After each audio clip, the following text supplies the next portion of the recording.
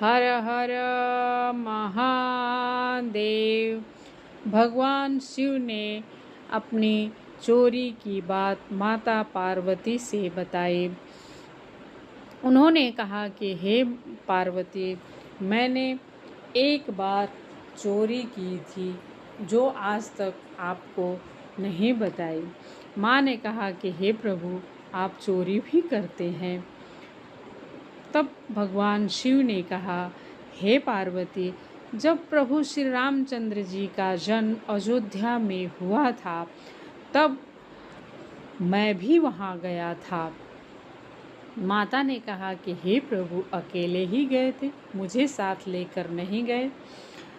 उन्होंने कहा कि हे पार्वती, अगर मैं अकेले जाता तो आपको लेकर जाता, लेकिन हम और काकभुसुंडी दोनों गए थे। माँ ने कहा कि प्रभु, आप दोनों को किसी ने पहचाना नहीं? काकभुसुंडी हम दोऊ मनुज रूप जाने नहीं को। काकभुसुंडी और हम दोनों मनुष्य रूप में थे, इसलिए हमें कोई पहचान नहीं पाया। लेकिन उस टाइम भगवान श्री रामचंद्र जी का हम लोगों को दर्शन नहीं हुआ, कोई हम लोग को वहाँ तक पहुँचने ही नहीं देता। फिर हम लोग थक हार करके भगवान शंकर ने ये युक्ति सोची कि चलो अब हम ज्योतिषाचार्य बन जाते हैं, और सरजू के किनारे उन्होंने ज्योतिष का एक खोल कर बैठ गए ये लोग।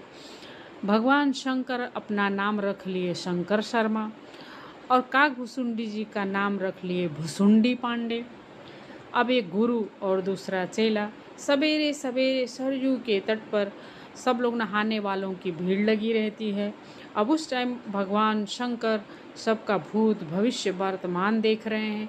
जिस किसी का हाथ पकड़ते उसका सब भूत भविष्य सब बता देते। अब भगवान शंकर की शाम तक तो ये खबर महल तक पहुंच गई। उसके बाद माँ कौशल्या ने एक दासी से पूछा, तो दासी ने सारी घटना माँ कौशल्या को बता दी कि हाँ माँ, एक बाबा आए हुए हैं, बड़े पहुँचे हैं, बस हाथ पकड़ते हैं और भूत भविष्य सब कुछ बता देते हैं। माँ कौशल्या ने कहा, इस बाबा को महल में बुलाओ, ज़रा हमको भी अपने लल्ले का दिखाना है हाथ।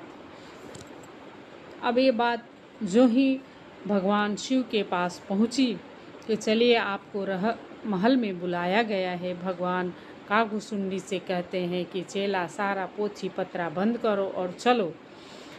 लेकिन अब वहाँ की जो भीड़ थी वो लोग बोलते हमारा कौन देखेगा। भगवान शंकर बोले, अगर हम तुम लोग का भविष्य देखने लगे ना तो हमारा भविष्य अंधकार हो जाएगा। अब वहाँ से ये लोग दोनों चले, और जो ही राजमहल में आए हैं तो ही गेट पर इन्हें रोक दिया गया।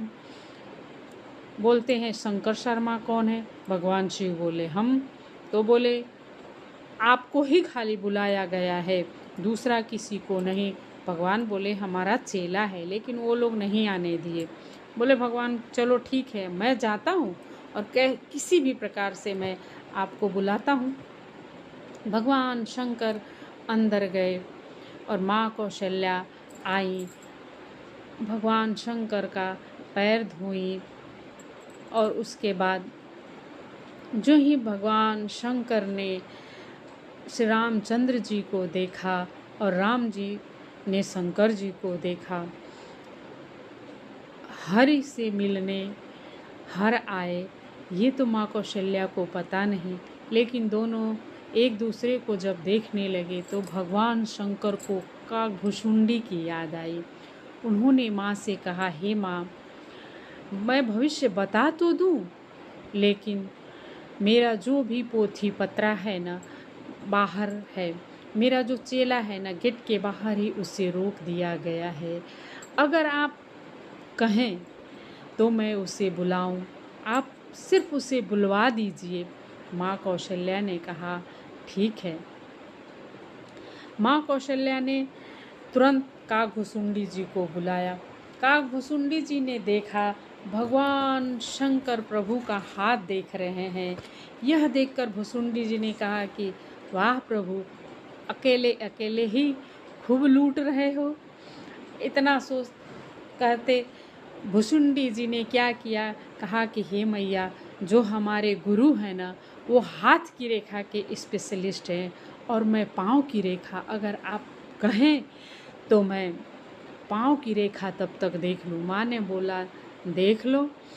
जो ही काकभुसुंडी पाँव की रेखा देख रहे थे और प्रभु का एक हाथ खाली देखा। काकभुसुंडी जो हाथ था न भगवान का अपने सिर पे रख लिए और उनका पाँव अपने हाथ में। यह देखकर भगवान शंकर एकदम गदगद हो गए कि गुरु तो गुरु ही रह गया, चेला तो आगे निकल गया।